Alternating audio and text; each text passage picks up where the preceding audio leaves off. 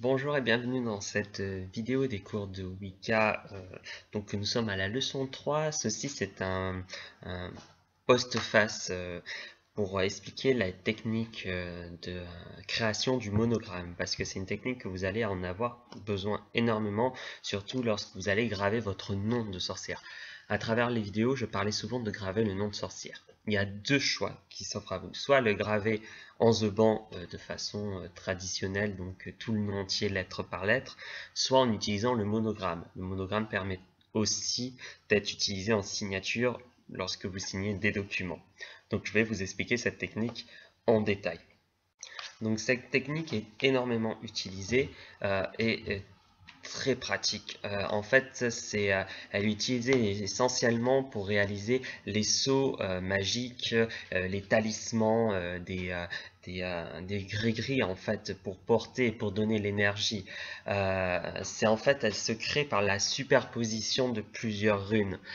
Cette méthode en fait utilise le pouvoir du mot utilisé en un seul et unique logo.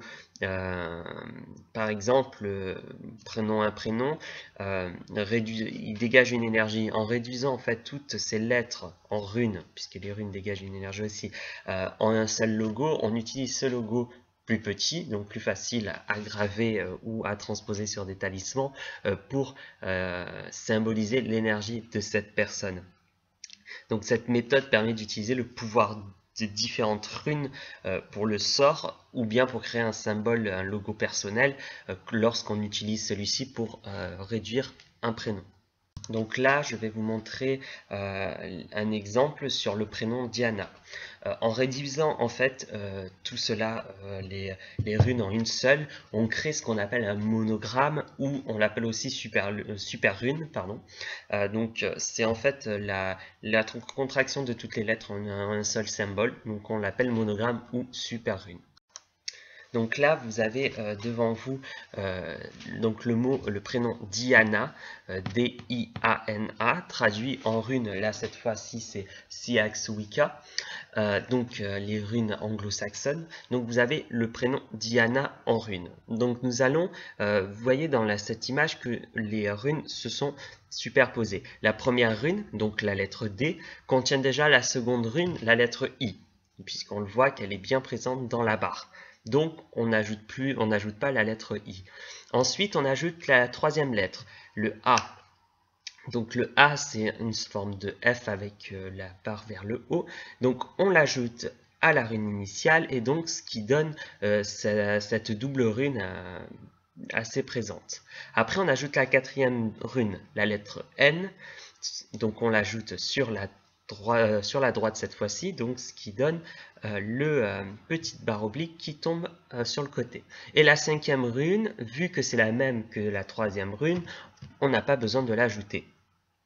Ainsi, donc, on trouve le monogramme magique du prénom Diana. Ça donne cette super rune-là. Ce glyphe vraiment utilisé, ce glyphe est utilisé vraiment dans les gravures, dans les talismans ou même en tatouage. J'ai vu des personnes se le faire tatouer ou dans des talismans. Cette rune unique en fait contient vraiment l'énergie du nom en entier. Il n'est pas réduit, il n'est pas au contraire, il est très développé énergétiquement parlant, puisque lors de la création, on a pensé au prénom Diana. Par contre, si on pense au prénom Robert et que ça donne le même monogramme, le monogramme de Robert sortira l'énergie de Robert et non de Diana. Ça, il faut bien comprendre. Donc c'est vraiment important d'apprendre à faire cela, puisque ça va énormément vous aider lorsque vous allez créer des talismans ou même lorsque vous gravez votre nom de sorcière sur vos outils. Là, par exemple, je vous ai donné un autre exemple avec le prénom Merlin, donc M-E-R-L-I-N. Donc le prénom Merlin donne la dernière rune que vous voyez. Donc là, ça a été vraiment très simple puisque par exemple la lettre E et la lettre M sont déjà présents et que la lettre la lettre L par exemple est déjà présent et la lettre I est déjà encore présent dans la lettre M. Donc vous voyez, c'est assez rapide quand on a pris après le coup de main, c'est très rapide de créer ce genre de monorune, enfin de monogramme de super rune. Donc l'objectif de tout ce travail-là, c'est de rendre le monogramme le plus simple possible. Euh, Comme ça permet de l'intégrer en fait, d'intégrer à tout, de facilité dans la gravure, dans la peinture de ce mot, dans l'écriture de ce mot. Il faut que vraiment toutes les lettres soient présentes, mais en un seul et unique visage en finalité. Ça simplifie les sauts, ça simplifie les talismans, et lorsque vous voulez créer, si vous voulez créer un saut personnel, c'est plus facile d'avoir un symbole simple à graver dessus qu'une multitude de signes et de symboles qui ne veulent peut-être rien dire. Donc il faut aussi retenir cette idée, les runes doivent toujours être droites, pas en oblique, pas en décalé, c'est vraiment doit être droite, et vous devez commencer par la première lettre jusqu'à la dernière. Donc vous prenez vous prenez votre mot et vous supprimez déjà les lettres doubles, et puis après vous réduisez les lettres dans sa simplicité.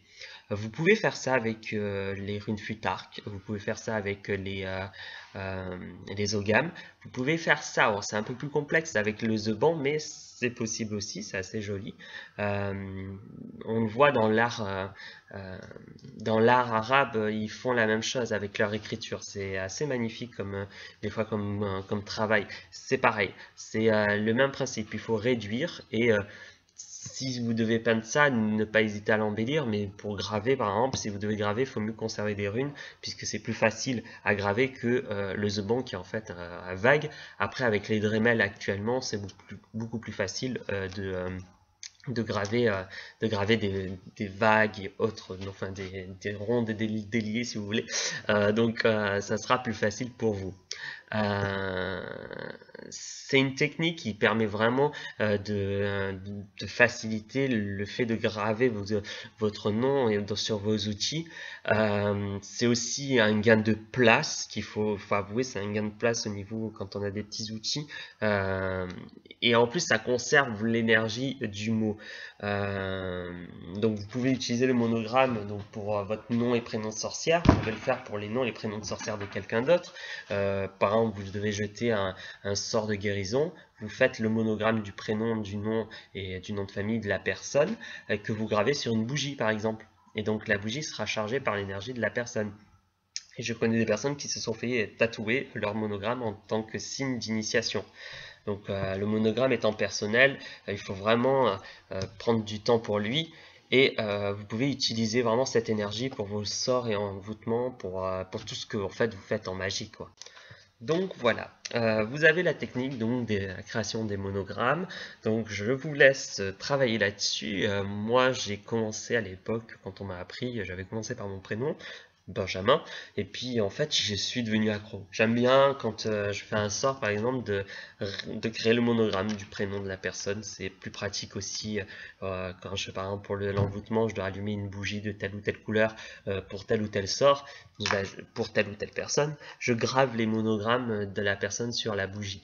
Comme ça la représente, et donc l'énergie se diffuse plus facilement. Quand il y a une photo, je l'écris derrière la photo, etc., etc. Enfin, je suis vraiment un accro du monogramme, donc n'hésitez pas à travailler, parce que ça vous permet aussi de vous entraîner pour la pratique des sauts et des autres techniques qui seront apprises plus tard dans les cours de Wicca.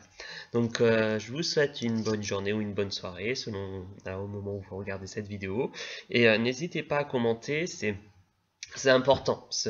Moi j'ai mon avis personnel sur tel ou tel sujet, mais c'est bien que ceux qui ont des avis différents puissent poster.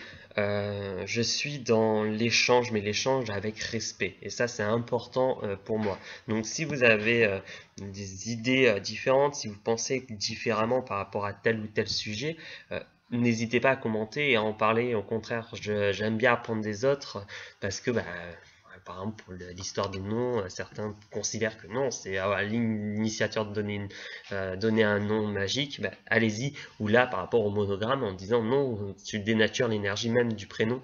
Donc n'hésitez pas à commenter, à donner votre explication, pourquoi et comment, parce que c'est vraiment très intéressant d'échanger les idées en magie surtout, et selon les traditions où on est, on peut apprendre pas mal de choses sur l'autre. Donc n'hésitez pas. À bientôt.